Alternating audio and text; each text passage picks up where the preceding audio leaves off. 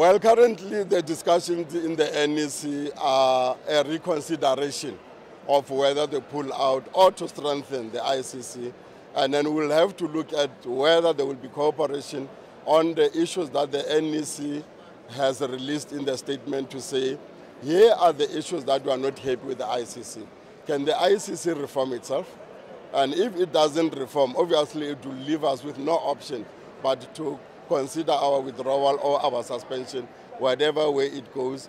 It was one of the organizations we are part of the signatories in 1998.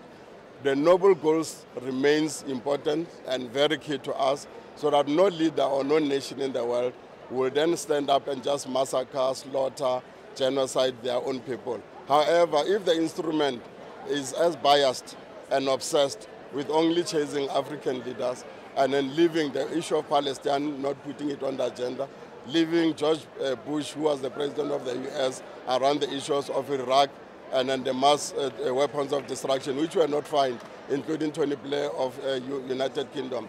Then we then see the instrument is not fair, is no longer useful for us, and we may then have to walk away from it at some point if they do not want to change and reform. And also their arrogancy in treating African leaders as a bunch of useless people is quite worrying. When al-Bashir, the president of Sudan, was now cooperating with the rest of Africa towards the independence of Southern Sudan, Africa approached the ICC to say, can you suspend the warrant? Not withdraw, but suspend, so that we can then begin to get this man to bring a peace that has been very evasive in Sudan and also in South Sudan. They just said to the leaders, go and jump in the nearest league. And that's not how you treat leaders. That's not how you also undermine the institution of the continent, the AU.